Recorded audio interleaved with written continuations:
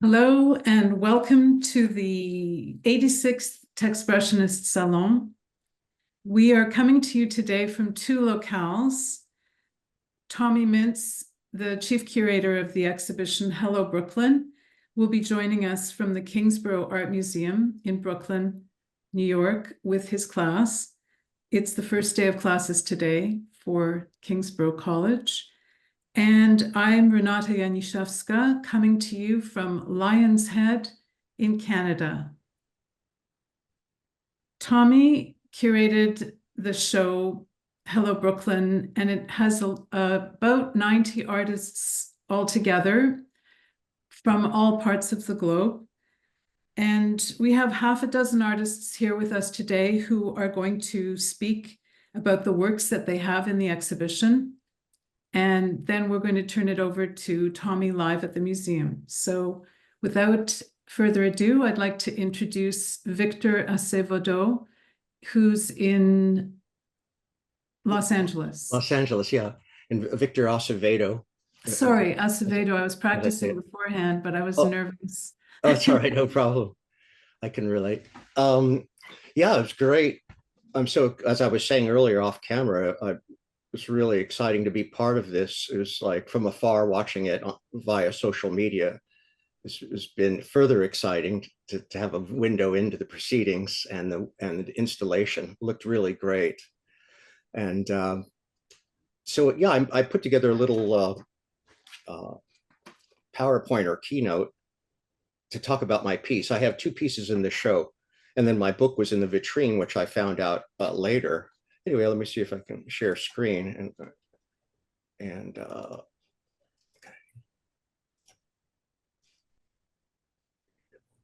okay.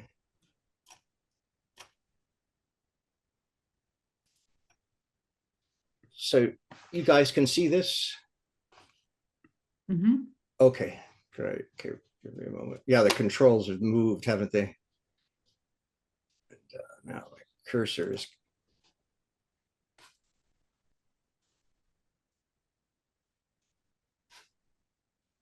I'm pausing because I'm trying to find my cursor to say okay to this. That's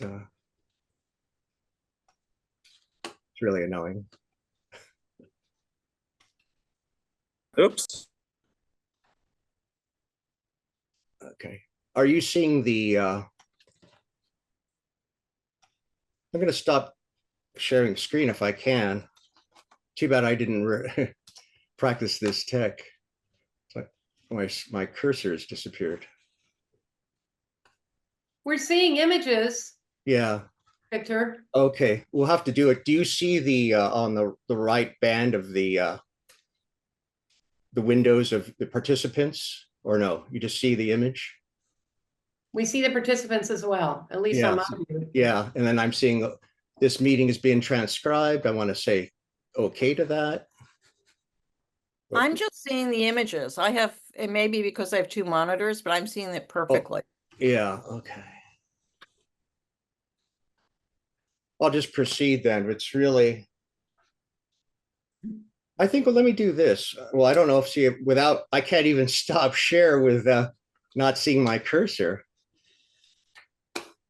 Let's see if I move around a little bit. I suggest I'm in speaker view as what's highlighted, and I think that's what's letting me see the full image, being in speaker view while you're sharing. Okay. Okay. I mean, view the speaker, not your speaker view on Keynote. I meant in my gallery, it's featuring the speaker. Yeah. Okay. Yeah, this is less than optimum, but I'll proceed in the interest of time. I literally cannot find my cursor. And what I'd like to do is stop sharing and come back and move the thing, but okay. So bear with me on this less than optimum display. So this is the piece I had in the show, NYC 83-85. And it's from about 31 years ago is when I made it, actually, 1993. But it's named after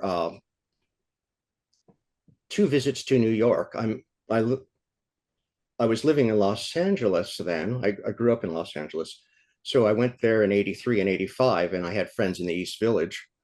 And this is based on a snapshot of a party in an East Village apartment. And many of you have seen this before, because actually this is a kind of a revisitation of the piece, if you will, from a previous Techspressionist show where I showed it in a virtual gallery. And when I was corresponding with Tommy, I gave him like 2 or 3 options, like which one of these would you like to show in the Hello Brooklyn show? And he chose this one. So I thought, oh, great, it's great. It's one of my favorites from back in the day as well. So, so here's some details of the image. There's a lot going on in it, so I thought it'd be fun to look at some details. And here's another part of it. It's all happening in a room. I believe it's like a kitchen, and but a lot's going on within that small space. So this is where it looked like it on the wall in the show, and this was part of that, like really seeing it vicariously from a distance. So there it was, tucked in, I know, Sherry Carver's piece just to the right of it, which was a glitch piece. And then here's a shot of my book in the vitrine. I was a great honor to have it included there with many other books and media from my fellow Techspressionists. I see Colin's book there. I see Anne Spalter's book there with the leaves, etc. And so this is obscured by this band going across. This is how this piece appears in my book, Acevedo in Context, which is in the vitrine. And I'll leave this up on the screen for a while, like someone's watching this later could read this. And this is something I wrote about the piece and some background around it. And actually, when I did present at the first time this was shown in, I think, the Kunst Gallery, I read some of this, but I just wanted to, I won't read it right now at the moment, but I just wanted to make it available for the record here. And then these are the piece in progress. And I only have access to a few of these sort of in progress stills, but you could see how I'm building up the sort of geometrical component of the piece, testing out renders. And this is the first time I used actually a Mac-based 3D renderer. I think it was called Strata 3D. And that was kind of fun. And I started sort of working on the far right. You see sort of pyramidal triangular forms, a cluster of them. They're like the introduction of sort of a gray palette that I later kind of explored more deeply. And then there's some more detail, and I like sort of what I call the protagonist's head. On the left here, you see some of these experimentations, sort of a sort of metaphysical psychedelia of a graphical metaphor for sort of brain processes in normal and altered states, if you will. So once again, here's the piece in situ. And I thought this was an interesting synchronicity. I think it might have been just by accident, but just as I was saying before, just to the right is Sherry Carver's piece. And it's great to see that she's here. And that's sort of a glitch piece as I remember it. So if you look here in my book, interesting enough, that piece, just by a synchronous event, her glitch piece was in a show at the Los Angeles Center for Digital Art in, I believe in, look at the date, 2019, approximately. Sherry may know better. And then a detail of my piece, NYC 8385, was used for this, the poster in this other show that was happening in the large gallery in another part. It was like a 3-gallery building and simultaneous openings. So just by chance, these two images are paired across time, across years, to some degree. And then sort of wrapping this up, I was honored to have this same piece be acquired by the Anne and Michael Spalter collection, approximately 2005, 2007, many years ago. And there it is. I'm trying to point with my cursor there in the bottom center, and there's a detail of it. And then this is how it appears in the Spalter digital collection page. And I'm honored, sadly obscured by the band here of zoom windows is Vera Molnar, just to the right of it. She's also in the collection. Victor Vasarely is there. So I have 3 pieces there. So anyway, just to continue real fast, I'm probably using up my time. Another piece that I had in the show was on the video reel, which is also a reprise from, this is from the Techspressionism Southampton show. At that time, it was only on the reel, and this is called Red Shadow. And I thought it was great that it's being documented as a YouTube reel. So that's what that looks like if you want to, those who want to go back and see it. And then there's some stills from that video like that. So it, in a short span of time, it covers a lot of ground, but yet there's a narrative that one could string through the event. Now my cursor's come back. Now that I'm done. Okay, hold on. Thank you, Victor. That. Yeah, so yeah, I stopped. I don't know if I stopped sharing, but I'll stop sharing now. Okay, well, are we back? Yes. Thank you very much. Yeah, Great. sorry about that. Maybe you know, for the record, I'll send you a new version of that without the you know, just the unimpaired images. I don't know, just food for thought. But thanks so much. Really great to be here with you all. And I see Sherry right below me in the window. So there's something, I think we're star linked, so to speak.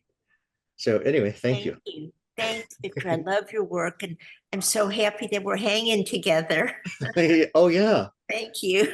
Sure. I love that piece, the glitch piece. It's fantastic. Thank you. And I love your work. So thanks for mentioning. Thank you. You're welcome. That was really great, Victor. Thank you. And I'm just looking, Tommy Mintz appears to be setting up. And in the meantime, we have a presentation of the work titled Garrett by Roz Dimon, coming from Shelter Island. Thanks, Renata. It's wonderful to see people like Victor here. I mean, I've been showing with Victor, I don't know, since way back in New York City. And I love the whole story of you and Sherry. I thought that was serendipitous, really interesting. Your piece really holds up so well today. It's just mind-blowing. Beautiful, beautiful work. Thank you. Okay, so I'm going to share this work with you. Let me hit share. Can everybody see a screen of the show? Yes. Great, great. I just want to start with context. It's great that if you go to Techspressionism, they have all these installation shots. And I just wanted to point out the piece I'm talking about within context. And here it is. It's called Garrett. The subtitle being, Why Can't You Just Stand Down? And before I show you a little video that goes inside someone reacting to this piece, I wanted to just read real quickly something again on the Techspressionism site by Helen Harrison. I like where she says, she's talking about Jackson Pollock and well, and earlier Walter Benjamin and others, but she brings up the point that Jackson Pollock insisted that, you know, it doesn't make much difference how the paint is put on as long as something is being said. Technique is just a means of arriving at a statement. Now, I think this group, we could talk about that forever because honestly, process matters so much. But for my own work, especially this piece titled Garrett, I'm going to just minimize this right now. I'm going to show someone interacting with the piece at the show. But this piece, for those, some of you are familiar with it, but I call it a diamondscape. It's an image composed of images and multi-images. It's almost a place where art meets documentary, in that it's an audio visual of going inside a painting. And I've done quite a few other diamondscapes. One's in the 9/11 Memorial Museum, one's at the Children's Museum out here, and that I did with Latino kids. But this piece, real quickly, is about, it features my own family. I've just done a series of digital drawings of guns. And let me say, I don't even own a gun, but it's about my own cousin's son who was killed by gunfire. And it's an actual going inside the scene of that evening of what happened. And this piece really asks the questions. It doesn't have the answers. It deals with mental disabilities, which my cousin's son had. And I'm just gonna show you a quick blip of someone going inside it. Okay, we're looking at Garrett on the wall. And Mary Allen and Skojo, who's also in the show, part of Techspressionism. And Mary, can you show us how this works? Just downloaded the app from the QR code. You went on the QR code and now it's on your phone. Yep. And then you can either watch it at its pace, which it is doing slowly, or you can slide it along and go through the piece. And it has audio and visual. Yeah. And it has a little information button on the right where if you want to look up all the sources for it and go deep inside the painting, you can, and then you just close the X at the top. Yeah, I don't know if you can go there now, but yeah, you can do that. And then I'm not sure how you get back, but that's the idea behind it. And yeah, close the information. You can take that sound button on the left and turn it off or on in case 10 people are looking at this piece.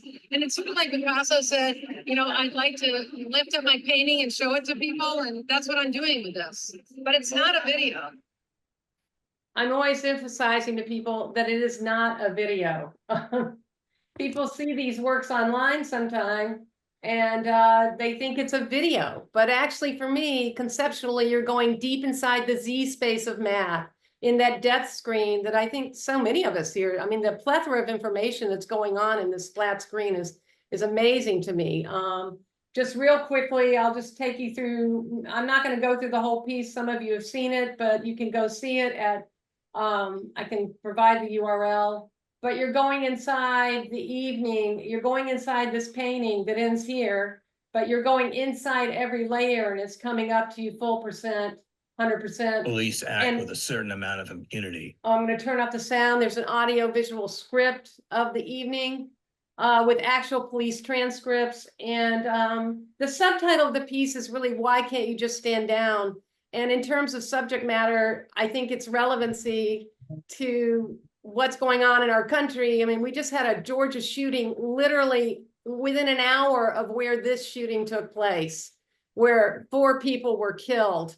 By a 14-year-old. So mental disabilities and gun violence and substance abuse, they're all interrelated. And yet I'm trying to make this a beautiful work of art at the same time that it is dealing with issues. I'm wearing an anti-assault weapon t-shirt that you can have if you want one. Just, I don't know if you can see my back, but it's hard to do this on Zoom. But it's one of my pieces that has an X through it. That's a Kalashnikov, which all the new AK-47, the AR-15s are based on. One of the most important things in this piece is the information database. And it goes really into each image in the piece and says where I got it, where it comes from. I think that's so important in this new world we're in. You can go even further in this case into all these photos, videos, audios, stuff from that evening, the Georgia Bureau of Investigation. This piece goes really, really deep. I was so pleased to be a part of the show. It was very exciting. And I still think that what we're doing here at Techspressionism is really expressing what's going on in this world in a way that art, the importance of art in all of it. So thank you so much. It was great to be part of it. Thank you to Tommy, Colin, Renata, everybody who was part of it. And I was honored to be in this show, and I'm really trying to help promote it. And if you have any thoughts about where to get Garrett out there, I would love to hear from you. Thank you very much, Roz. It was great to see your work at the show and to meet you in person. And I think it's amazing. I think I have a question for you though. Did you talk about Garrett at a little bit more length in another salon that we had? Yes, I did. I actually had I played it autoplay. You can go inside it and go back and forth, but it's a very complicated code. I work with a 23-year-old coder. And he's in Chicago. We never met, but very close. But to your point, yes, I played it on autoplay and went through the whole story of 3 hours of that evening, where his own father, Garrett's father, who's my cousin, gets on a 911 call and says, please don't, I know my child has problems. I know they're guns. No one's been hurt. Please don't kill my son. I know what happens in these instances. And what a sad thing to say he records himself. He's a top technologist in education in Georgia, my cousin. And by the end of it, you're like right with him, and his son is dead. And it doesn't say that anyone's necessarily not guilty here. You know, it's guns all over the place. His son had guns. He owns guns. I don't own any guns. And we want to talk about this because it's a problem. He lost his only child. And he's a registered gun owner, but you know, and his child inherited his grandfather's gun collection, 200 guns. And it's been a fascinating journey for me, but I trust my cousin and he knows something's terribly wrong in this country. So we want to go on panels together and talk about this. And I love that it's coming through the sieve of a medium that can bring beauty and information to people. If you could drop into the chat the number of the salon that you spoke about Garrett on, then people can go to YouTube and watch it if they want to. I have to make an announcement here. We're having some Zoom issues and I'm going to stop. We're going to stop in order that Colin can restart the recording. So Colin.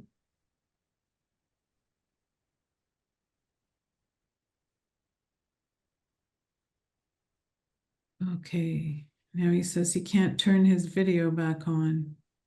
Oh dear, too bad. When we do get back on, or at some point, I'll drop in the URL that you can just go to it online and go through the piece. Okay. I'm just pausing here to give Colin a chance to restart the recording.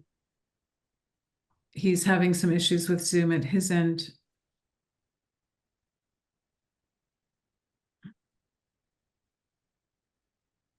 Okay, I'm going to paste in the URL while we're waiting for those who can get it. Okay. Okay.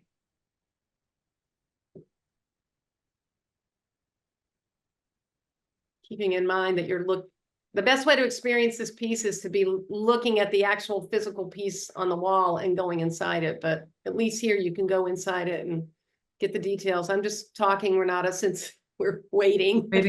Colin, Yeah. are we okay now? Yeah, I think we're good. It looks like it never stopped the recording. As soon as I relaunched it, it said installing updates, and now the interface looks different. So Okay. I think Okay, great. Our next artist is shim, and she's coming to us from New York City. I just wanted to mention before she speaks that Carrie-Anne and Joey are the two co-founders of the Mauna Museum, and we're having an exhibition with them next month. I believe most of the Techspressionist artists who are in the exhibition received their acceptance letter.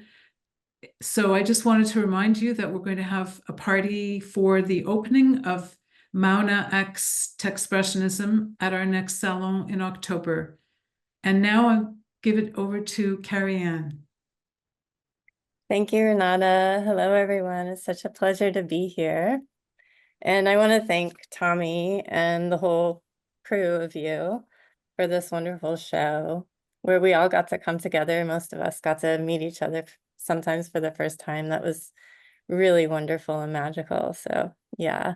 And for those of you that weren't there, I feel like you were there in spirit. So without further ado, I will share my screen. So I had 3 works in the show. The first work is black and white Man Ray, version 1. And I wanted to start with this image so that you can see the scale of the work, my body next to this body. This is a meditation on female gaze, and it is reworking Man Ray's white and black work from 1929. And that is this particular piece here. And this work is minted on the blockchain, to the Tezos blockchain. And I took the original image in August of 2020. And I wanted to explore photographing the male naked body in nature. So this photo was taken at night in a field on some land in New Hampshire. And I used a slide projector to light it and took the photograph. And then 2 years later, in 2022, I revisited the work and started to interrogate it with the editing process, which involved a lot of layering, amalgamating, and dissecting of the body, and then adding additional layers of technology to create that etching effect.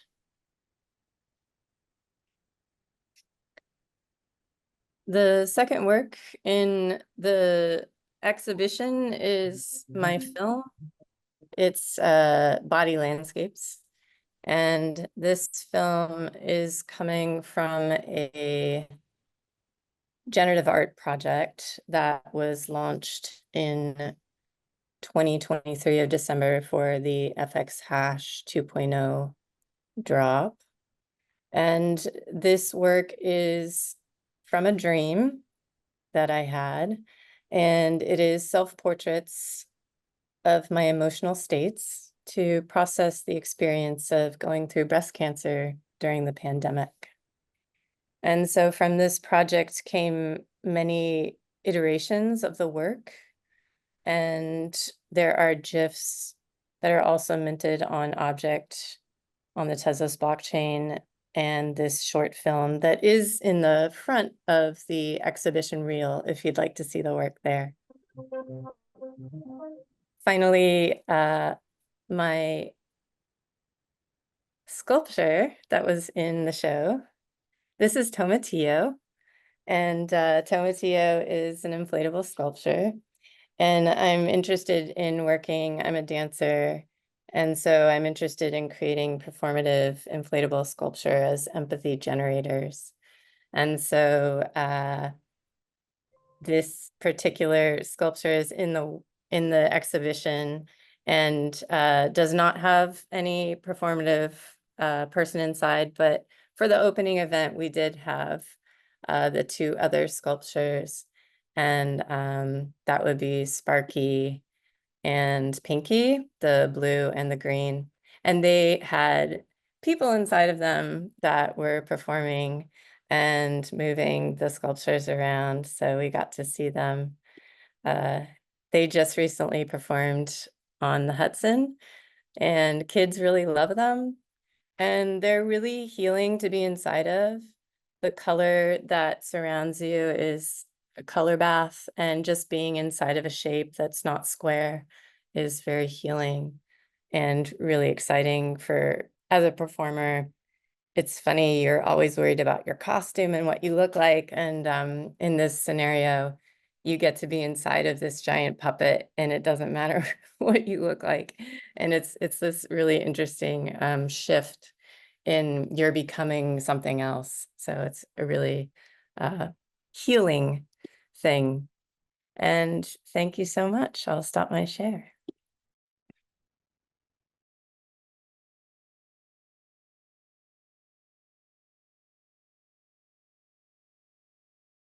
Thank you very much, Carrie Ann. I was able to witness the sculptures in motion, and they really are very appealing and very, I saw lots of people drawn, looking into them, trying to get inside.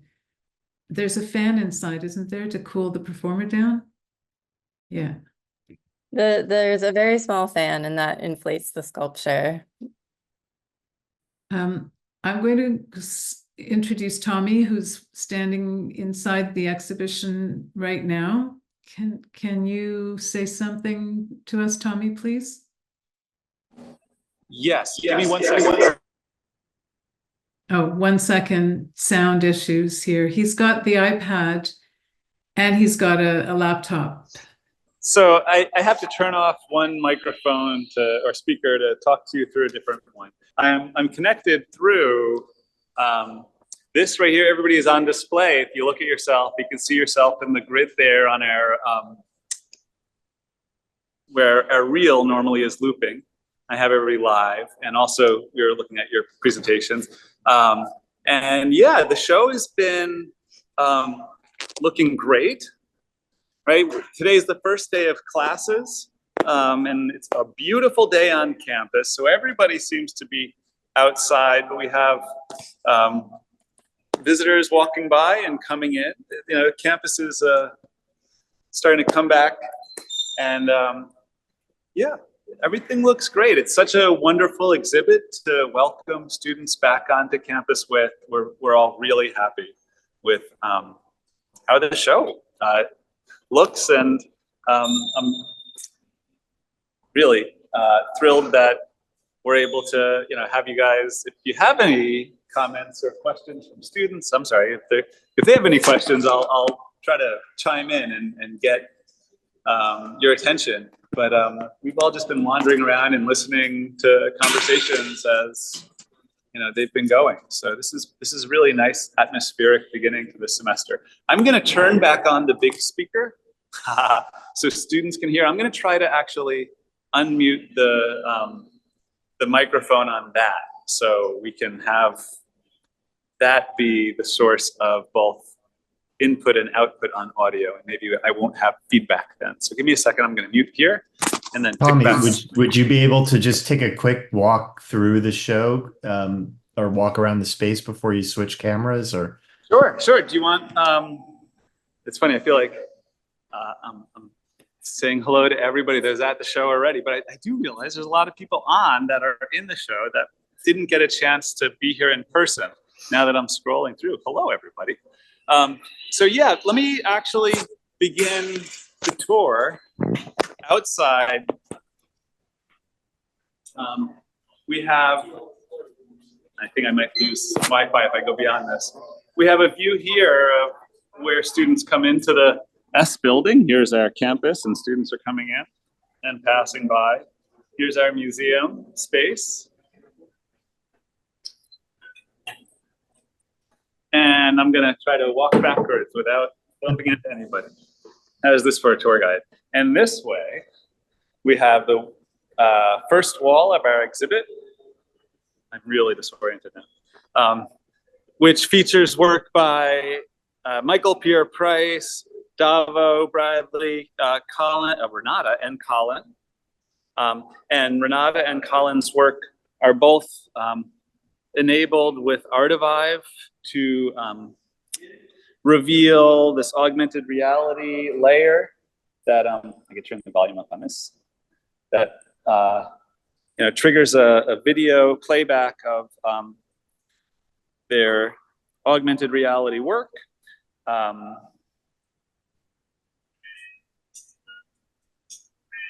sorry. Right, Renata's and Colin's work over here both play through this iPad that we have for viewers to see work through. And then around the corner here from Colin and Renata, we have, is that better? Paul Miller and Oz Van Rosen and it's like we have Meltdown Love, and Colin, you're gonna have to help me with some of these. I really am terrible. I need my. That's on the top. That's Ply 300 from the UK. Thank you. And is that Moritz? No. That's Tikoy Browner from Netherlands. Caro Ramonde. It's right here next to Victor Acevedo's print, which is right next to Sherry Carver's. I'm sorry, I'm tilting here. Sherry Carver's print. And you'll notice that we have a number of different media that we're printing on here. We have paper, canvas, the metal, you know, showing the range of media that I think we're all experimenting with as digital artists these days. It's nice to have you know, this sort of view. I'm telling you, people are avoiding the camera. People are shy right now. It's the beginning of the semester. Everybody's just getting to know each other. Nothing to hide people like a camera. And I just did a photo class. So what do we have? Oh, and then we have Skojo right next to, am I hiding people again? Skojo and Verneda, you can see that? up there, right above Skojo, Verneda lights, and you can see Deann right there, and Roz all together with these kind of images that we were thinking were very much about that physical presence of the body being sort of considered within our practices here.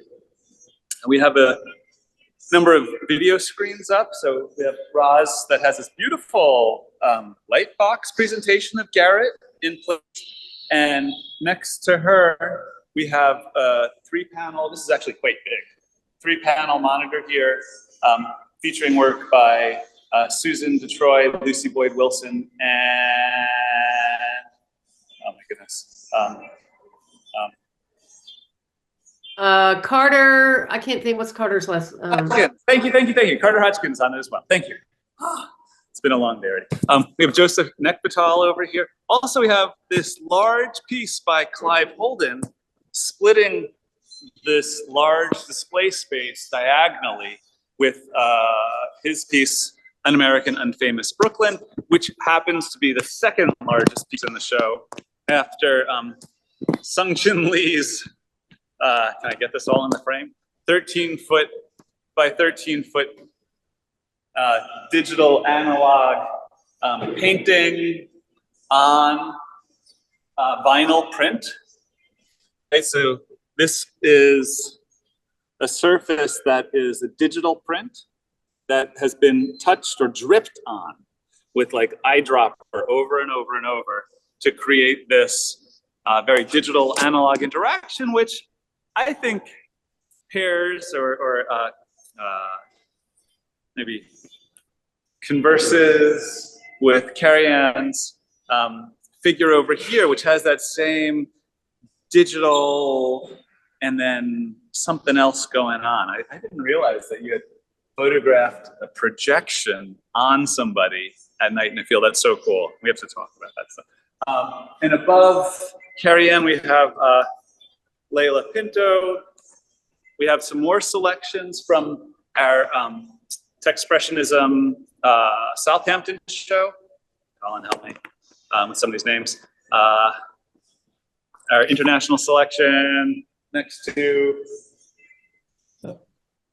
Yeah, it's Lucy Kralikova. Yes. Well, it's Sahara on top, right? The black and white one. Then Lucy Kralikova from Czech Republic. Thank you. Under that is Alesso Sani, I believe, from Italy. Yes. And under that is, oh geez. Elio. Yeah, Elio. from a Puerto Rican artist. Yes. Yes. Yeah. Yes, and then we have a print by Stephen Paré above, work by what do we have here? We have Lee Musgrave actually, and Christina Inciarte. Christina, how do you pronounce your last name? Inciarte. Lee and Christina's work. Also, I feel like when I was curating the show, I found really interesting conversations, visual conversations that work seemed to have once I put it on the wall.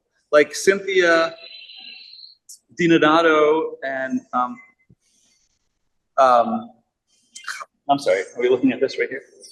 No. Hulda Malof's and Cynthia DiDonato's works here, which have a interesting dialogue going on, and then we also have Cynthia Beth Rubin's work next to them, all of which really, I think, strongly work with color as a formative, generative object, if you will. Mary Ann Strandel's lenticular image, which I'm not sure if you're going to really see over Zoom here. I'm trying to give you a sense of the effect of the lenticular print changing as we walk past it. And then, okay. See, I'm really starting to lose my brain here. This is, is that Anne? That's Anne Spalter. That's Anne Spalter. Thank you. Ann Spalter and Carter are together here in a, once again, as I'm curating the show, I'm looking at people's work and seeing the forms that kind of play with one another on the wall, and really enjoyed how those two works paired with one another. Francine Levinson is underneath Roy Nicholson there and above Moritz Albrecht's work here.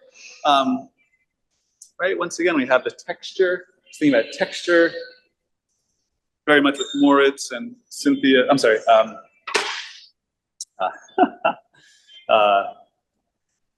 Francine's work and Lee's work there. So then, what do we got here? We have, can we see it still? I have to go further, here we go. A shot of Karen LaFleur's work is above, can we come in a little bit here? Two pieces by our Gopa Kamor and, right, can you see this here? I'm trying to get in there, there we go. And a beautiful image by Judith Jacobs right here. Next to Guillermo, and this is once again a row of prints that are on metal that came from the Techspressionism exhibit in Southampton.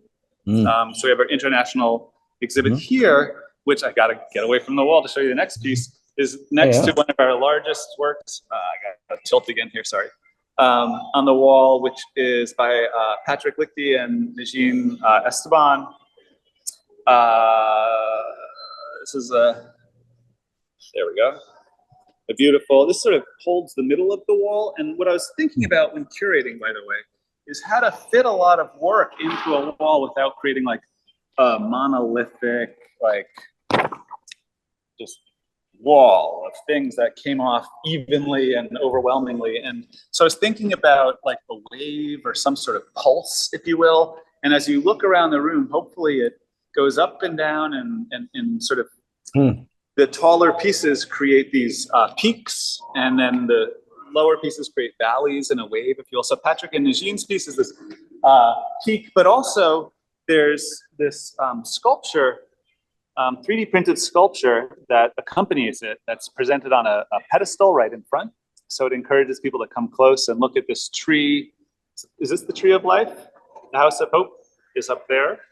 And then we have, thinking about that tree, and here we're really thinking about curatorially the landscape as an element.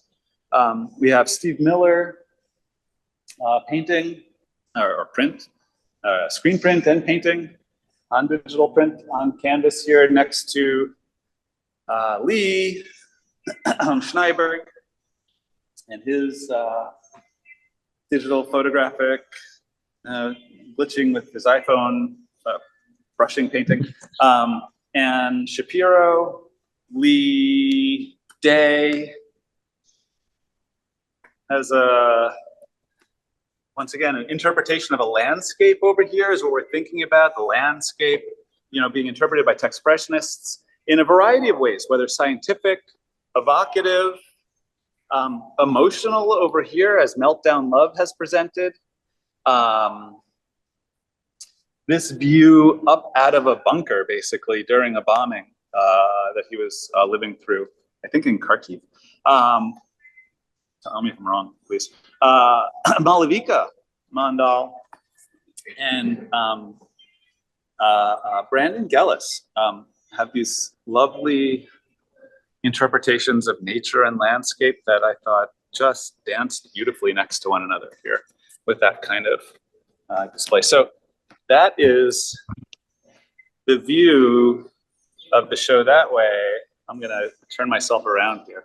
And over here we have the Techspressionism wall. Techspressionists are, I think of maybe as like our local node, if you will, in New York of Techspressionism and digital analog exploration. We have Andrea De Felice's work here, which is a breathing pump that pumps air into this, let me see it, this feathery bird form that lives in a little nest there, and here it breathes. I don't know if you can see it breathing a little. Oops, where's my camera? Sorry. So that's breathing in and out as this accordion pumps air into it. So that's Andrea de Felice. We have a big wall here that was the site of a performance by WAMU.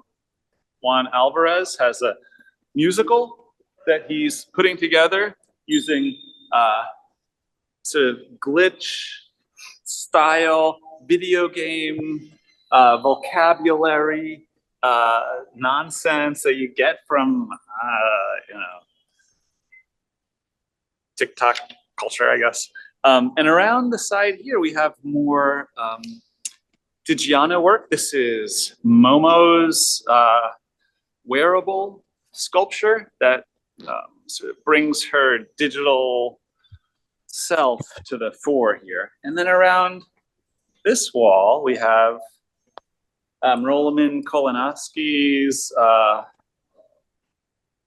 scans next to Sue Byers. I'm sorry, I'm tilting a lot here. Sue Byers installation that includes a fun little video of her trying to study or trying to work on her work and getting distracted by like The Sims. So she just generated her work in The Sims, or she's funny. She's great. Sue, are you on right now?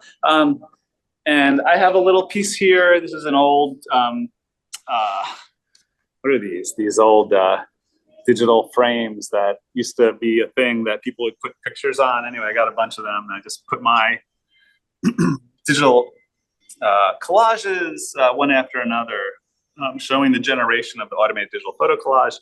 I'm positioned next to Mike Romeo over here, who did a quite extraordinary performance at the opening, really, of this ray tracing and space plotting of shapes, biomorphic shapes, and then glitch music, right? That's pretty wild. Here's some more Mike Romeo. And then we have an artist named Tape Glitch over here. This is actually hand painted, but it reads digital in my mind. These are all just lines with a marker along a ruler. And he does these Vishek Manon.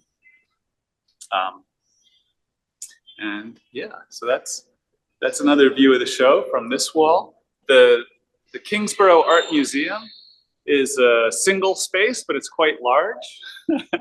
And we're able to really fill it with Techspressionist work. So thank you all so much for agreeing and being so generous with your work and allowing me to, you know, fit it into this installation here. I'm trying to give you another view.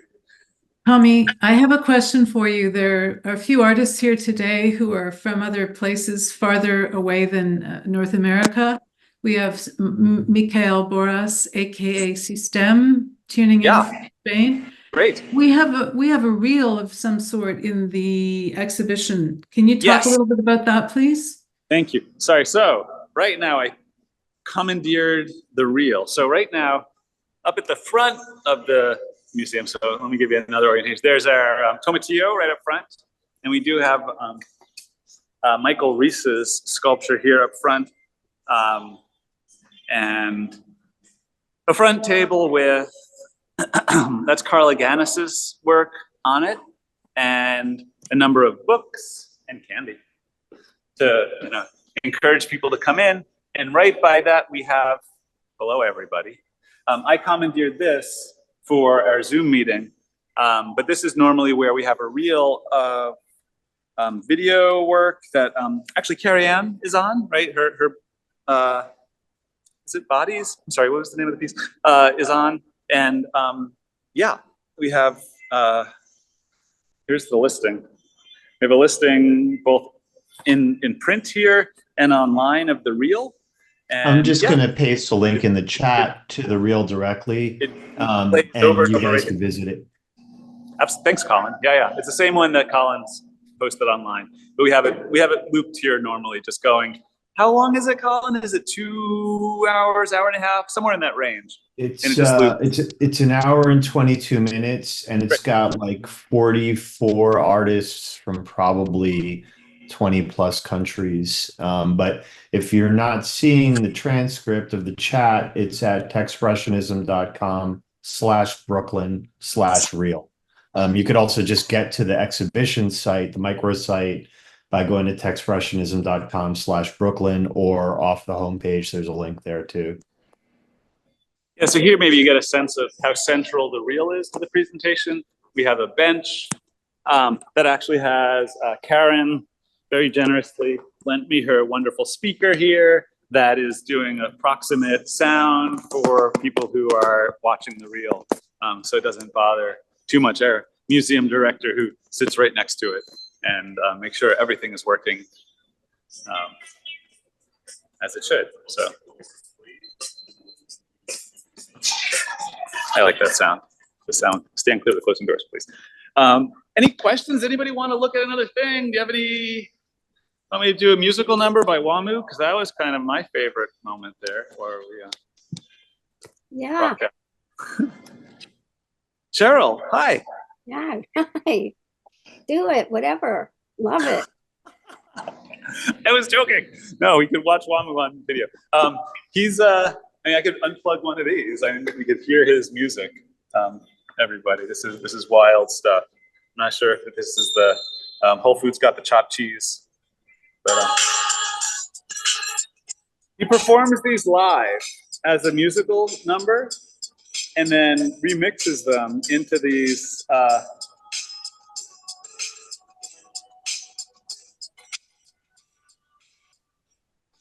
mounted iPads that people have headphones normally to listen to, but I just unplugged it so we could all listen together. So yeah, live performance of digital art is something that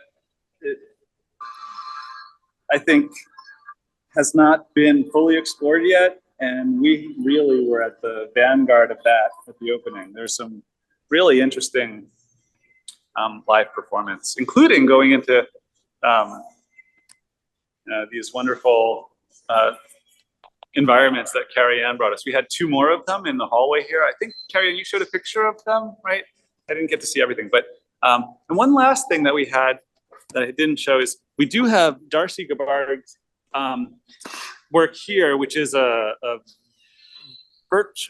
a augmented reality sculptural garden that students get to view by scanning a QR code, pointing their camera at a trigger point, and then they're surrounded on screen by Darcy's sculpture garden. We have 2 of those, one indoors and one outdoors. Sorry, I had the wrong time. That's me. My bad. I had 12:30. That's why I was late, everybody. But this is another trigger point for the 3D sculptures, sculptural environment. Thank you, Tommy. You're welcome. Thank you.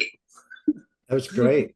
We're going to talk to some more of the artists whose works are in the show. But before we leave you, could you say 1 or 2 words about your team, the curation team, and the process that you went through?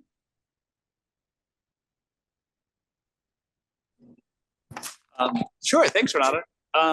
So the curation team was myself, Seungjin Lee, who really is in doing the Giovanna group, and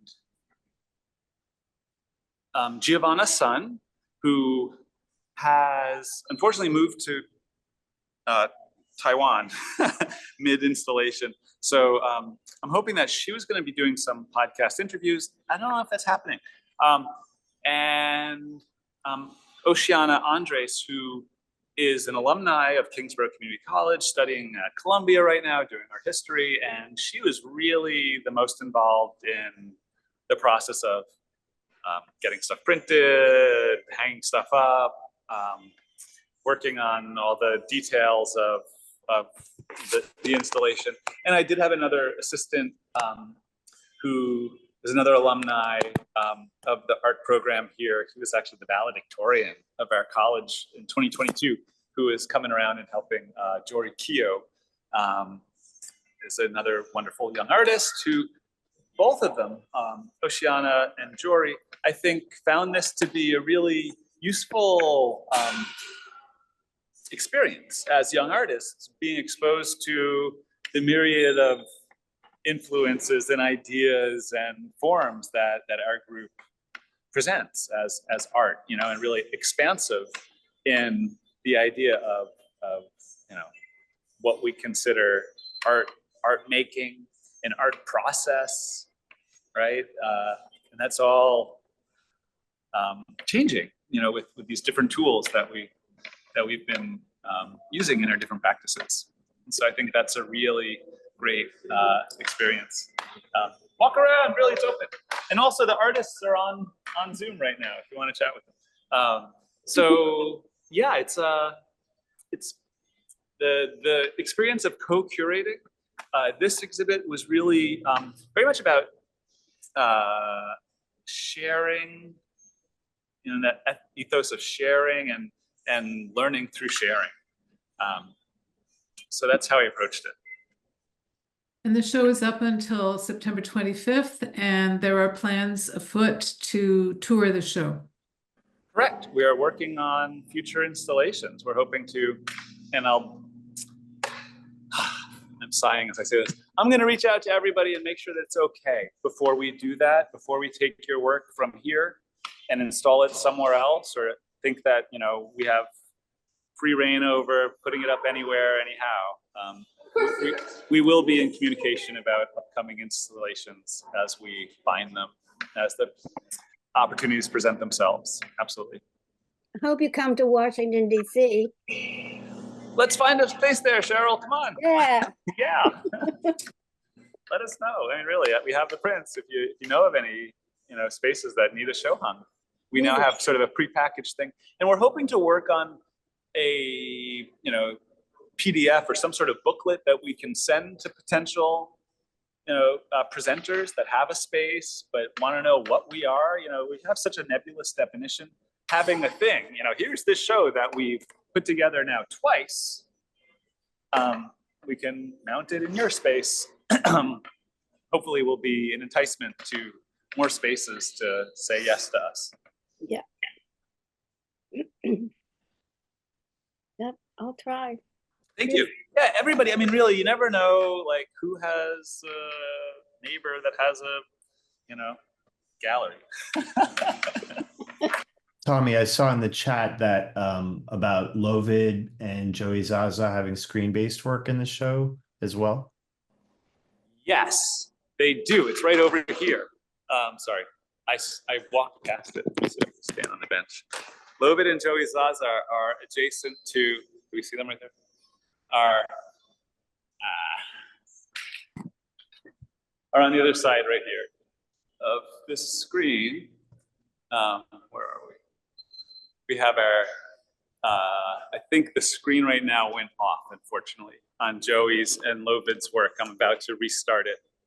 But yeah, there's this set of screens that are now black right there over that projector, unfortunately. And that's why I glossed over it, because I didn't get in today to restart those. I also didn't talk about Carla's piece up here because it wasn't working a moment ago, but poof, it started again. So that might happen. One of the vagaries of digital art, right, is this sort of like, how do we keep it going challenge. But yeah, Carla's here to greet everybody in her virtual form there. And we do have a little welcome thing here. Hey. And yeah, you know, that's the show. Other question. Thanks again, Tommy. Speaking You're of Joey, he's going to talk about his two screen-based works. Are you there, Joey? Yes, I'm here. Renata, I'm not sure if you can pull those works up for me, and then I can talk about them if that works. I'm just about to. Can everybody see that? Awesome, thanks. So I had originally come to Techspressionism as a curator for our upcoming exhibition, Mauna and Techspressionism, which goes live in about a month and will be on the mauna.org website. during that time, Tommy asked me if I wanted to have work in the exhibition since I also make work. And so I said yes, and now I'm a Techspressionist artist, which is awesome. In this exhibition, which was wonderful to attend in person and meet all of, or as many of the artists as I could. Sorry for not chatting with some of you. Wonderful artists. It's just like such an inspiration to be able to exhibit with you. I have two video-based works. One is called Wave 6 and one is called Wave 7. There's sort of work that I was working on through the summer. Some of the inspiration is sort of invisible light spectrums. Often I think of the word wave and I'm kind of thinking of aquatic sort of waves in lakes and sea and such. It's also exploration into gradients, dimensionality, amalgamation, transparency, space and time, feedback loops, multiverses, minimalism, deconstruction and reconstruction, and dream states, and so on. Wave 0 was actually exhibited out in Belgium as part of an Art Crush event. And I got connected with that opportunity on the Warpcast platform, which is sort of like Twitter in Web3.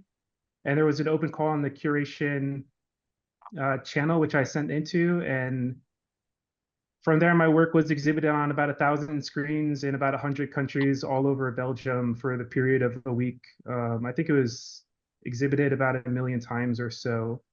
That was Wave 1, which was sort of the start of this series. And I mention that because I feel that art has replaced advertisement as we've shifted out of Web 2 and into Web 3. So any of the prior models that the internet was built on in relation to advertisement is sort of just going to fall apart, and I think will be replaced by advertisement. So we're going to see people take over kind of places like billboards and throw art up there, and the world will be a wonderful place. So Wave 6 is sort of built technically, and Wave 7 by starting in JavaScript. So it can be P5.js or 3.js, and just creating sort of abstract form. From there, I take the works that I've created and feed it into the emergent properties platform at mprops. And you can take the image and add like an artificial intelligence layer over top of it, which kind of brings in some of the gradienting and some of the work that I don't really feel like manually creating as a digital artist, because the AI can just kind of do it faster than I can. And from there, I have still images that I feed into an image to video AI. For this, I'm using Stable Diffusion. Another popular image to video software is the Luma AI, which is producing incredible results. And I've created 10 of each of those video clips and stitched them all together so that you have this form that sort of expands and contracts. It always returns to the same base image. So each of these videos, which is about 1:20, opens and closes in a variety of different moving ways. Normally, I like to get my work onto the blockchain when I feel it's of a certain quality. Wave 6 and 7 are open for the next couple days on Object. I like the Tezos blockchain. It really embraces art. There's a lot of incredible artists making work there. And that's sort of where they sit. So yeah, thanks to everyone. And also just a heads up, this is the 4th year of Techspressionism Salon. So congratulations to you all for showing up. Yes, it's been 4 years somehow. And yeah, looking forward to another 4. So thank you all.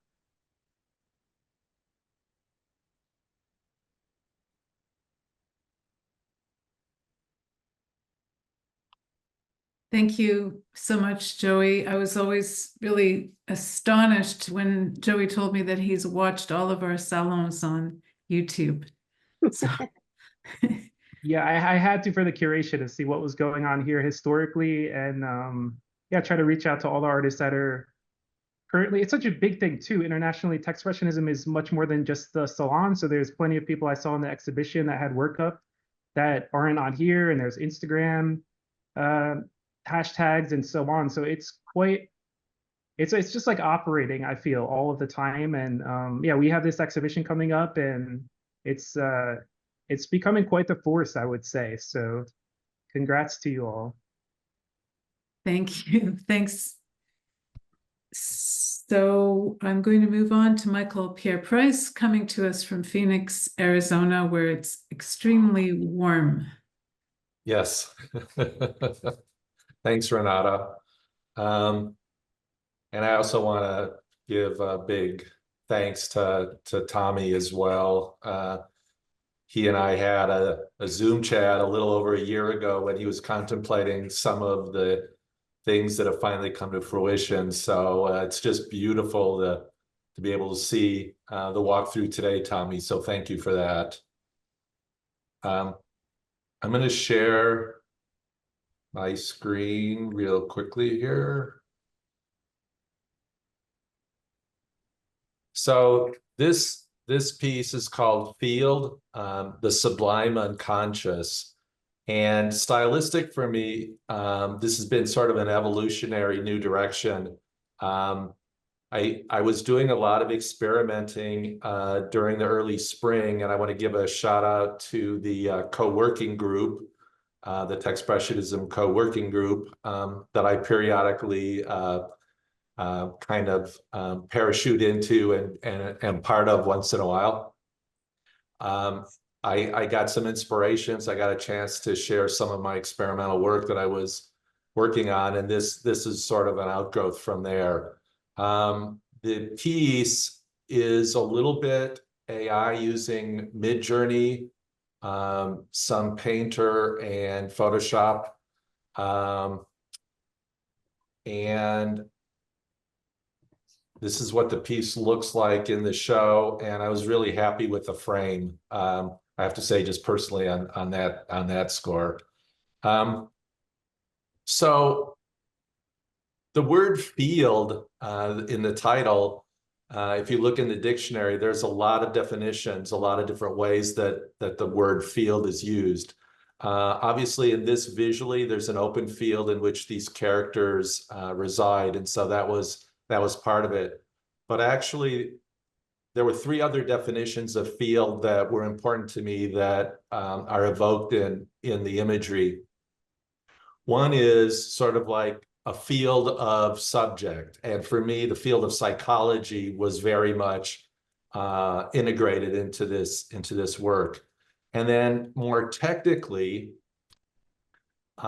in physics, the idea of a field like a magnetic field or electric field is a really essential part of modern physics. And for me, on the quantum level, there's this field called the quantum field theory, and it's a way of taking a look at what goes on at the subatomic level. And this was one of the things that, to me, reinforced this idea of field. And then fundamentally in mathematics, fields are used as well. And for me, specifically for this one, the field of complex numbers is inherent in how I make my work. Complex numbers are now being used more and more in AI, and complex numbers are used in fractals, which a lot of my work incorporates both AI and fractals. Unconscious here in the subtitle, the sublime unconscious, I'm referring to Carl Jung's concept of the collective unconscious, in which there's sort of this part of our humanity that we can deeply delve into, where there are archetypal images, symbols that we find in our dreams and such. And for me, that sense of the unconscious is a fundamental area of surrealism, and there's a lot of surrealism in this work as well. So on to the cast of characters that are in this piece. You'll notice that the color scheme that's very prominent are black and white and red. And the black and white for me represent that yin-yang symbol, and it's part of the metaphysical. where red is blood and it's the physical. So there's the combination of the physical and metaphysical here. I interpret this piece as essentially a dream or a revelatory image. And so for the viewer, what I'm hoping for is that they will look at this piece as an exploration of a dream or a revelatory image where they're trying to find meaning here. The red monolith at the center is sort of the anchor for this piece. And you know, if you think of the black monolith in 2001, A Space Odyssey, this is kind of where I'm coming from, that the monolith is sort of this inscrutable piece that's at the center of what's going on here. And if you take a look at the bottom left-hand area of the red monolith, there's a sort of dark opening, and that's the entrance to the void, the entrance to our dreams, the entrance to magic and sacred meaning. So beyond that now, on the red monolith is this sort of gray-brown area. And for me, this was a scroll that was attached to the monolith. I originally tried working on some images that might have been able to be read, but I decided against that. I wanted the scroll to be faded enough that it wasn't easily interpretable what was going on here. So the main characters around the void, to the right is the shaman. That's the character in the dark black rectangular field of black. And the shaman's wearing that cloak of black. Its head is tilted like a bird. And for those who might be versed in sort of imagery there, the raven or the crow is oftentimes associated with the void. And so I wanted that to be kind of a connection there. And the shaman is knitting something or stitching together something. I wanted it to look like that area right below the head of the shaman would look like maybe somebody crocheting or knitting. And actually the shaman there is stitching together the fabric of the universe and the unconscious field of dreams. And unless you get to see the piece up close, the word field is actually handwritten in the bottom right hand of that black area on the shaman. The shaman has two apprentices to the left in black, to the left of the that area. And so the two apprentices, the one on the left presents two parallel talking sticks that represent, again, the physical and the metaphysical. And I wanted them to be parallel because usually we think of parallel things never intersecting. But in a non-Euclidean space, parallel objects do intersect with each other, and dreams to me are very non-Euclidean. The apprentice to the right has this long, what I interpreted and what I wanted to be sort of like this wooden flute. And so that apprentice communicates with the dreamer, the viewer, through music, through sound, through tones. And you'll notice that neither the shaman nor the three apprentices have mouths. And so they express their wisdom non-verbally. And in dreams, again, much of the wisdom that comes to us is not spoken wisdom. The two characters then to the right that are dressed in white actually represent the two dual representations of the dreamer, the actual dreamer dreaming the dream. And the one in the back that's receded to the back has two eyes. And so that's the dreamer in its waking state. And the dreamer in the dream state has no eyes, and that's the one that's to the foreground. and the dreamer is there to seek wisdom from the shaman. Finally, the three birds that are floating around in space around the characters, those three birds represent the freedom to fly in dreams, to not be bound by the rules of waking physical reality. But the birds also represent, or could be seen as, electrons orbiting around the nucleus of the central characters. And as is in quantum mechanics, electrons obey the Heisenberg uncertainty principles. So the reason that the birds are look like they're just floating and not flying is in the uncertainty principle. If you know the location of something, which you see here in this image, you can't know their speed and direction of where they're flying. So there's that duality of the uncertainty principle of knowing certainty about something, but then being completely uncertain about something else. So finally, I just wanted to say that the characters in the dream are not fundamentally real, but are temporary expressions of the field of dreams, the field of psychology and physics merging together. Thank you.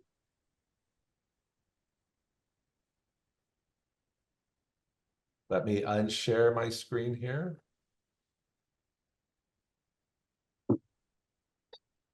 Thanks, Thank everyone. you very much. Thank you so much, Michael, for that wonderful exposition on field.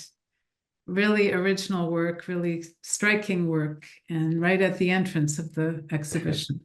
Thanks, Renata. I'm going to say a few brief words about my own work in the show, specifically the AR component, which I created, I guess about April or May, and then I had it up for a while, and then I created another one. And I was using some of my current explorations of in the metaverse, where I'm still filming and making these film sets. So the AR component of the work can be triggered using the free Art2Vive app. Colin's work also works with that app, and you can trigger it from a card, from a poster, from the work itself, the printed work in the museum, which incidentally was done on an aluminum substrate. And you can also trigger it from your screen using Art2Vive. The music that I did for it is my own original music as well. And just briefly want to show you work that is very similar to the work. Can you see that one there on my screen? Okay, this one's called Soldavia, and it was purchased by Mauna back in 2022. I had minted it to the Tezos blockchain on the website Object, and it's got a lot of the same elements that the piece that's in the Hello Brooklyn show has. This is when I was still working primarily with shapes as opposed to faces. And it's just interesting for me to look back to 2022 and see how there's a kind of dynamism to the composition that's very similar to the rocket ship dynamism. There's a lot of diagonals in the work. For me, this is a very Baroque thing, this diagonal tension that the artists of the Baroque movement used to use, and I see it in the clouds, the tumbling, the shapes, the colors. So I just wanted to mention that earlier work and how it ties in with the work that was selected. And just briefly, a history of how the work came to be chosen for the show. It was printed in an NFT calendar that was done by the Seattle NFT Museum for 2024. And Tommy Mintz just happened to buy a copy of the calendar, opened it, saw that my work was there, and contacted me about it. So it was also minted to the Tezos blockchain. And yeah, it's still there. So I have time. We have time for Colin to speak, and then Deann, and then I was wondering if Patrick might say a few words about the work that he had in the exhibition, if that's okay. Thank you. So Colin? Thanks, Renata. Can you guys hear me okay? Mm-hmm. Okay, cool. Yeah, just first of all, I'd like to thank Tommy immensely for putting this show together. He's the primary force behind it. Beautiful installation, and very exciting to have our first museum show as a community. So, you know, kudos, and thanks, Renata, for moderating. So I have a piece in the show called Circuit. Let me just share my screen here. Okay, so the piece, here's an image of it that shows it to scale. It's approximately 6 by 8 feet. It's 75 by 100 inches. And it has this AR component. That's it in context with, that's DJ Spooky with George Orwell looking over it. And then Oz Van Rosen and Renata sort of flanking the piece there. And there is an augmented reality component to the piece, which, see if I can find the video real quick. Well, actually, I'll pull up something else that is, so I'll give a little quick background on the piece itself. It's part of this series called Metagraphs, which this is the second large format digital monoprint. It's printed on vinyl. The first one was shown in Southampton and subsequently was shown in a show called Art Now in Hearst Tower that's up on 57th Street, I believe, in New York City. And the piece was purchased by the Hearst Corporation, which I was very excited about. It's the first AR piece in their corporate collection. That's a CEO there on the right. And that was also printed on vinyl to those same dimensions. The work itself was drawn digitally in 1999. That was back on a Power Mac 8600, and it was drawn in Adobe Illustrator. It's part of this series of 23 pieces that I call Metagraphs. And most of them were drawn in either 1999 or 2004. There's Circuit right there. And they were also eventually turned into NFTs. That was sort of the second phase of this collection. So around 2022, I started animating the pieces. They were done in layers and minting them to the blockchain. So Circuit is down here somewhere. There it is. And one of the pieces is actually going to be in the Mauna exhibition as well. Not sure if it's on this page, but yeah, that one's not here. But you could see this piece here is actually behind me. I just printed it on canvas recently. They also were collected into a book that I published recently on Amazon.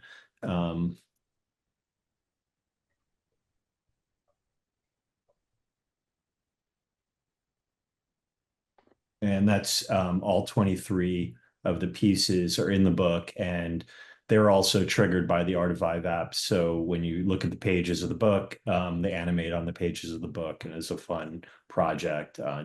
Paul Miller, DJ Spooky, wrote the forward to that book.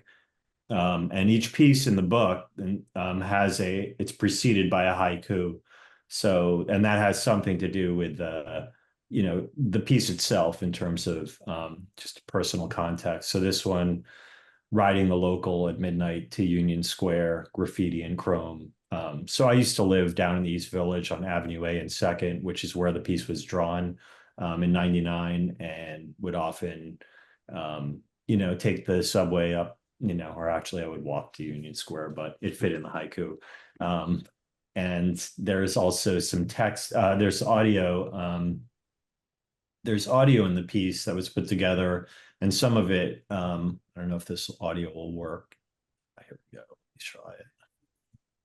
But some of it comes from a subway.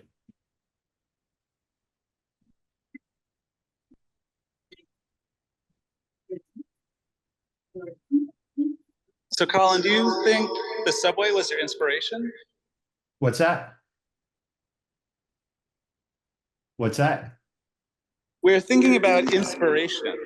What was your inspiration for this piece? Was it the sense of the East Village?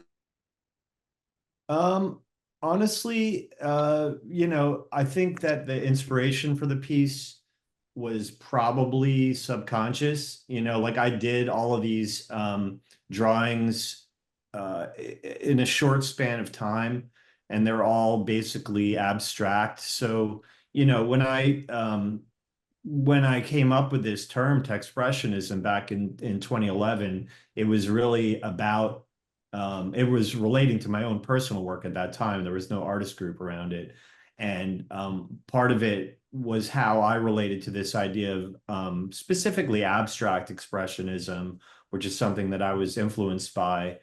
And the idea that through technology, the subconscious could be tapped into much in the way that, the Abex painters might have described their work as about paint. It wasn't about something that was preconceived, and it was a reflection of their own, potentially mental or emotional state at that time. So and I talk a little bit in the book about the idea of automatic drawing, which is what the surrealists did.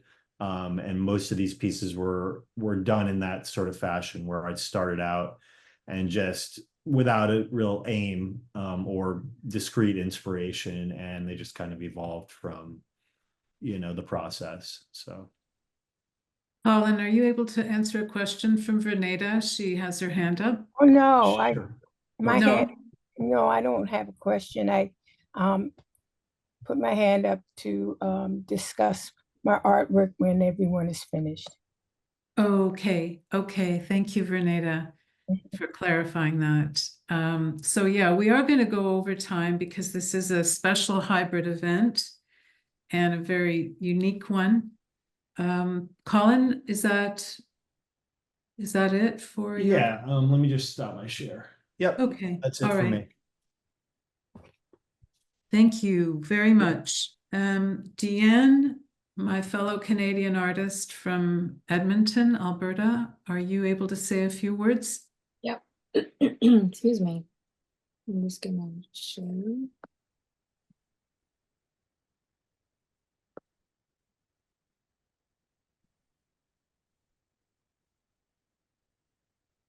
So, excuse me, my work is called Just a Mom. And to answer Dylan's question, who just posted in the chat under Tommy, the inspiration for a lot of my work comes from personal experiences. And this one is another one of those.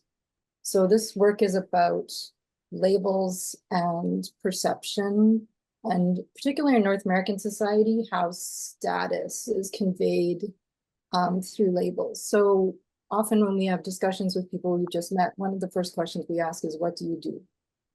And so for a lot of people, that's not really a loaded question. But I found when I left my job to stay home with my kids, that it became more of a loaded question for me, because people conveyed or had a different sense of value in terms of a stay-at-home parent versus someone who was, so I worked as a speech language pathologist. So, and it became, the sense I got was that you were almost dismissed because you didn't choose to be a person or a woman who was in the workforce. And so this series is based on that. The second image on the top right was what I felt the impression that people had of me when I told them when I was a stay-at-home parent. And then the bottom two images are what my reality really is in terms of being a stay-at-home parent, that there's a lot more to it than just staying home and cooking dinner and cleaning the house. And I do not clean the house. That is not something I said from the very beginning, that this was not going to be some sort of June Cleaver kind of scenario in our house. So, so yeah, so this was the gist of the work. And I think it resonates with people who had similar experiences to me, but also resonates with people who have had changes in their life. So I had a really interesting conversation with Roz's cousin, who had a similar experience when he decided he wanted to retire, and then quickly realized that he didn't like not being who he was in his career. And so then ended up actually going back to it after that. And so it's just something to think about when you're talking with people. Maybe asking them what they do isn't the greatest question. Maybe ask them what they're interested in. Where have they traveled? Have they read anything? What are they excited about? Because there can be I'm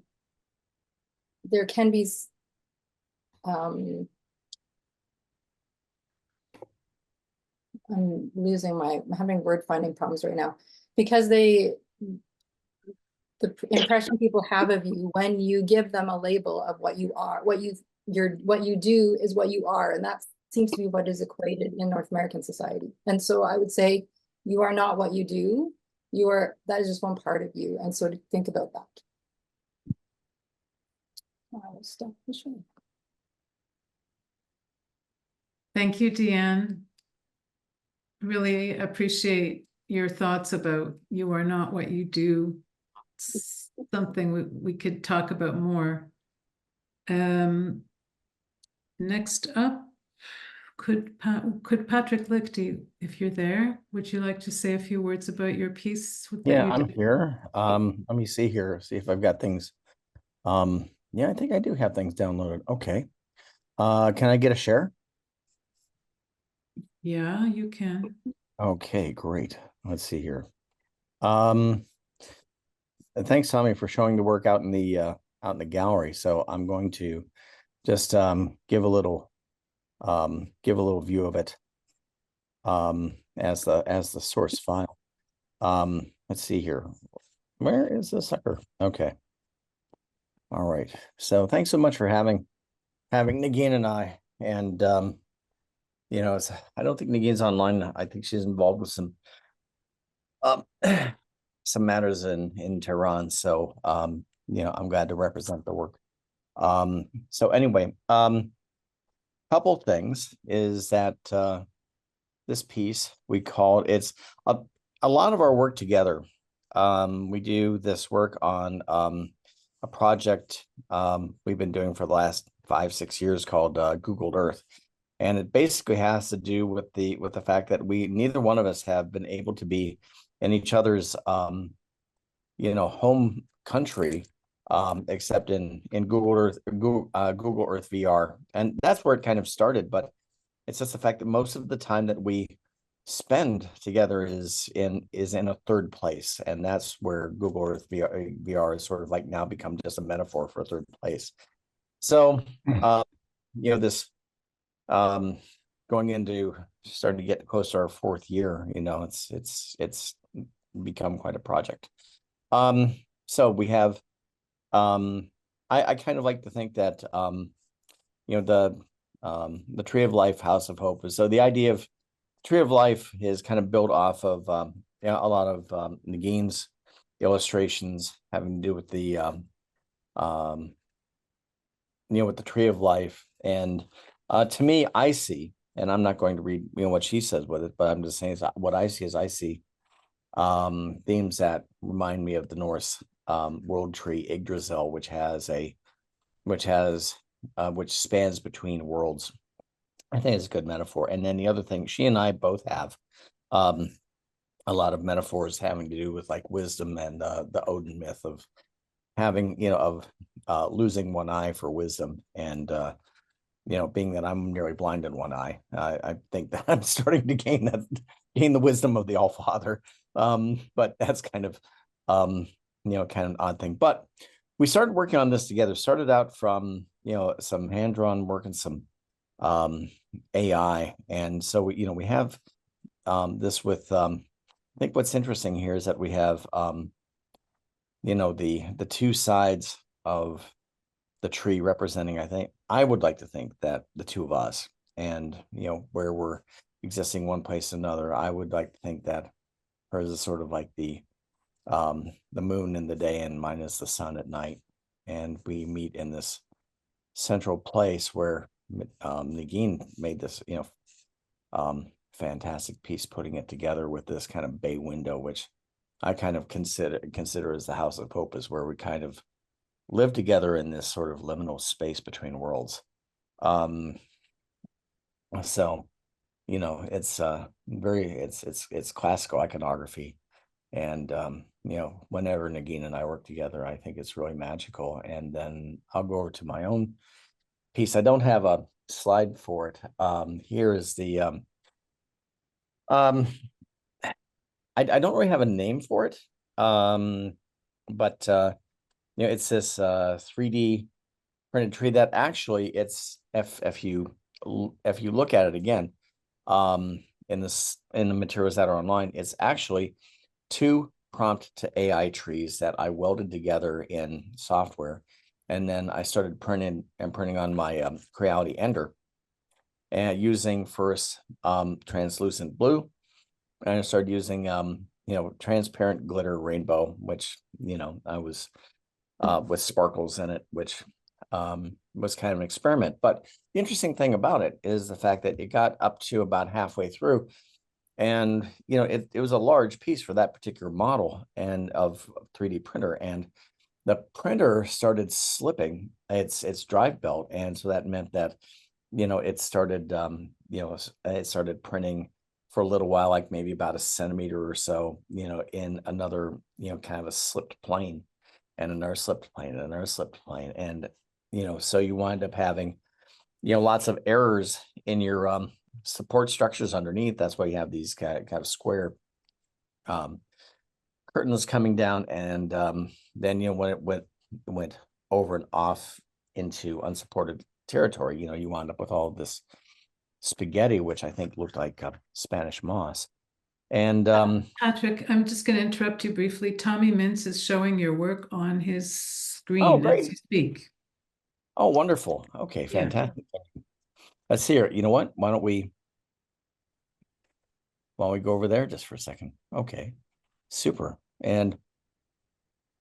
But where I'd say people who are more attached to things, notions of perfection would be just ready to throw this out. I just thought this was just absolutely gorgeous, for what it was. I thought it was, just a AI 3D glitch, and I don't know how to duplicate it or anything like that, and I think that's where art comes from, is from the happy accident. And so anyway, thanks, Tommy. I really appreciate that. So thank you for taking it in. Actually, that's the debut of that piece. Have you tried to do any LiDAR scanning of it, Patrick? It's almost impossible. All the detail and everything. It's just it's a unique 3D object, and it resists scanning and all sort. And I think it fits so well with Negin and my work and that sort of thing. So we have these repeating themes of maps and trees and water and all sort of thing, kind of, which are part of the places where we spend together in between the two places. But and I think in a way this kind of these are attributes of the of this kind of place in between worlds where we live together. So that's my spiel.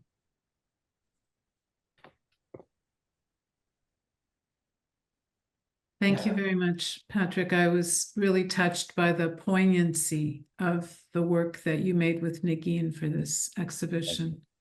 I appreciate it. Verneda Lights is our next speaker.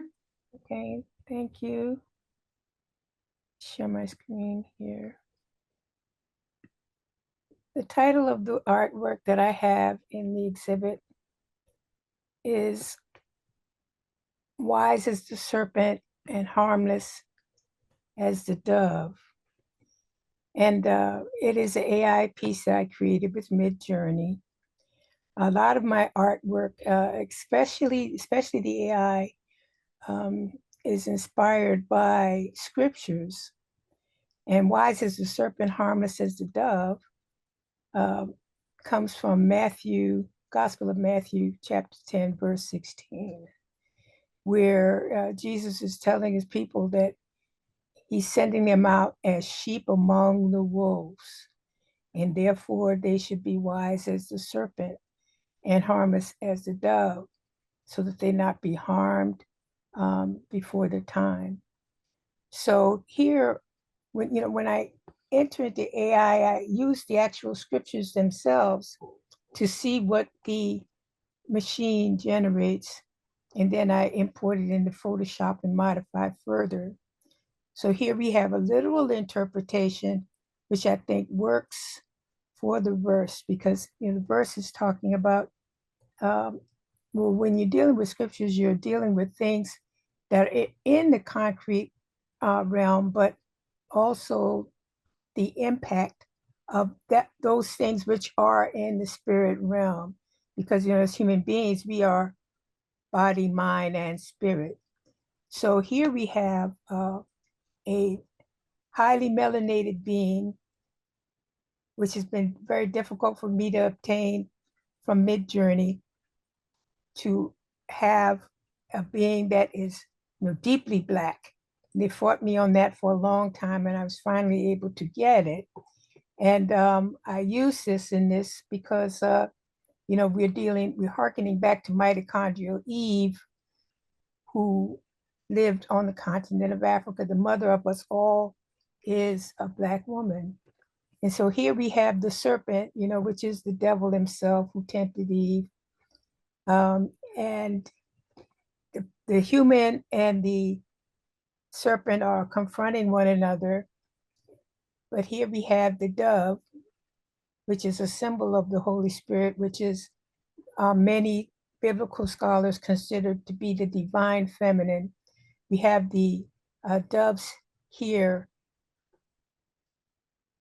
interceding, which is what we are promised, scripturally speaking, that we don't have to be victimized by evil, that there's good also.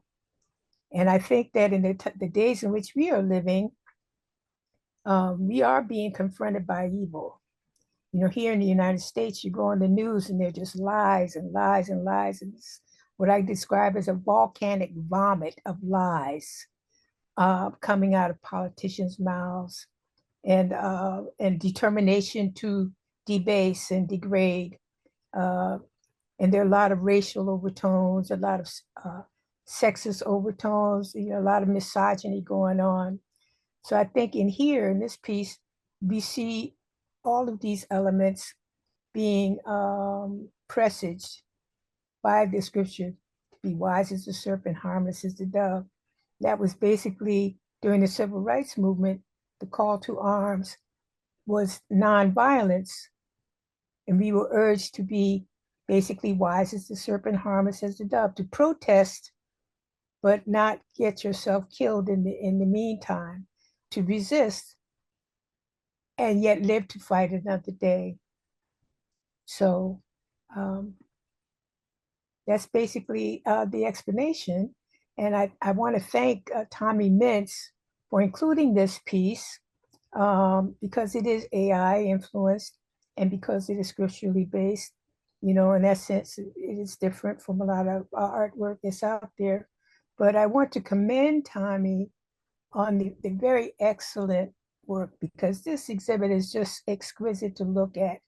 I was unable to visit in person. However, what I have seen online from those who could visit in person and from here today is I see this amazing symmetry and also vision of the various artworks and how they interact with one another, and they dialogue and present a world, to the world. And I appreciate that very much. It took an awful lot of work. I mean, it's just so obvious the amount of work that it took.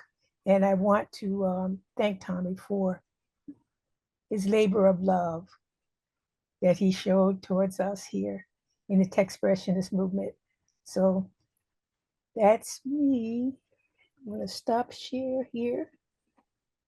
Thank you so much for listening.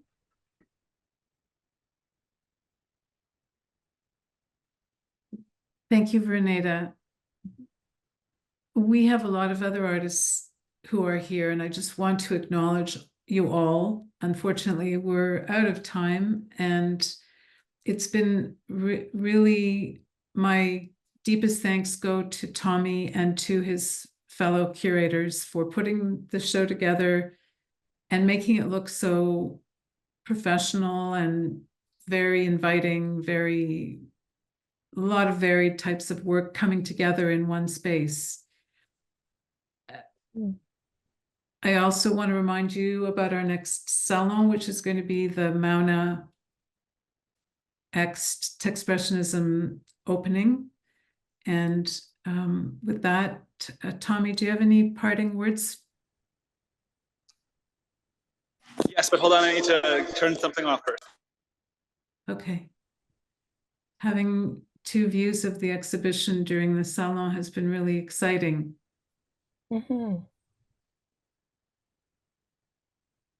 Yeah, thanks for leading this. This was great to see everybody. Yeah, thanks, Tommy, for generating our Thank you guys, and thanks to Professor Reddin's class for coming in and visiting today. We have great. on a group on hand here that's been listening to It was good to see it in person. a bunch of presentations and how absolutely, it's good to see it in person, and really great to hear the artists talk about their work and be able to see it in person and also see the layers that went into building it and these ideas. I really appreciate everybody. I got everything working here, so everybody is shown. Joey, your waves going, and Lovid, the augury tokens going, and Susan, your work up on that triple screen as well. I know it wasn't looping as I ran by it, but yeah, this is a wonderful show, and I really appreciate everybody being so generous with your work and time, sharing with Kingsborough Community College. It's really, really a great contribution to our semester so far. So thanks, Renata. Oh, one last thing. Hey, found at the opening, somebody lost a bracelet. Is this anybody's? This magnetic bracelet, anybody's? Anyway, if anybody's looking for a bracelet, we have it here at the. That's mine, actually, Tommy. Who is that? Colin? Hey, that's mine. James? Looking for that. Scojo? Yes. Awesome. I'll send it to you. Or I'll get it to you soon. I'm sure we'll see Awesome. each other. Thank you. Great. All right. Well, thanks again, everybody. And please come back to Kingsborough. We're open till the 25th. Thank you, Tommy. Fantastic. Thank you, Tommy. Thank you, Tommy. Thanks, Tommy. Yeah. Thanks.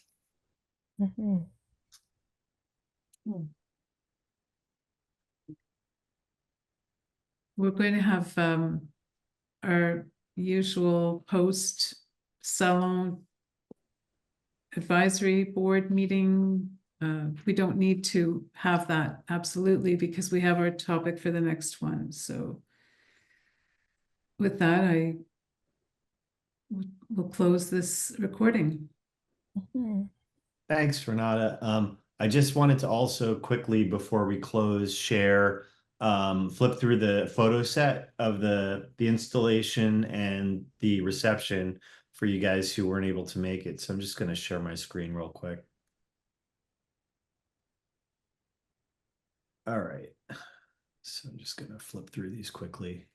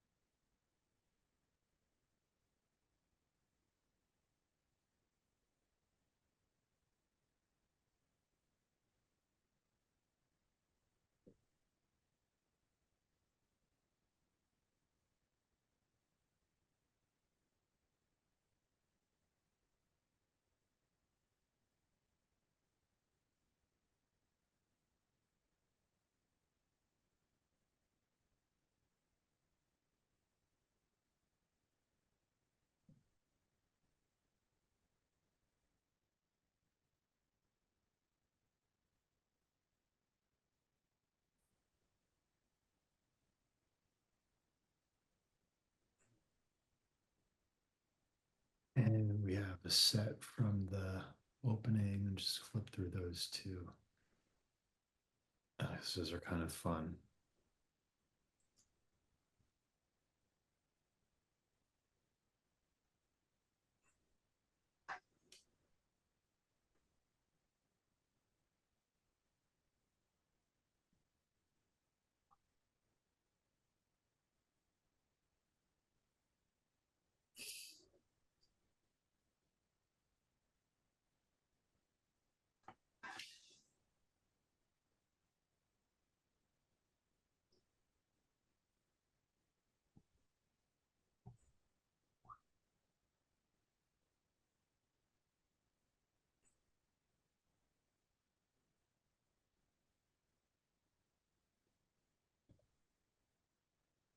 All right. And we do have a couple other events coming up associated with the exhibition.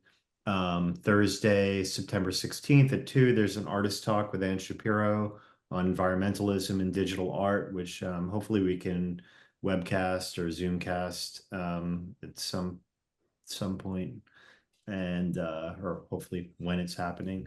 Wednesday, September 18th, we have Victor Acevedo doing a visiting artist talk, and I believe that's going to be via Zoom. So hopefully, I'll be able to coordinate with Tommy so we can set it up that people can join in and, get the word out to the Techspressionism mailing list and all that good kind of stuff. Right. I would say for Ann's talk as well, hopefully we'll be able to coordinate that. So and everyone who's here today and the general public can attend as well online. And then I'll be there at the gallery, or at the museum rather, on the 25th for a little artist talk and a closing reception as well. So is that correct? I'm sorry, I have different dates on my schedule. Anne, Victor, are those the dates you have? I have Victor on Monday the 16th. Thursday, September 16th does not exist. I'm sorry. All right. I have the 18th for my talk. That was what. And what do you have? This is my wonderful organization as we get to witness.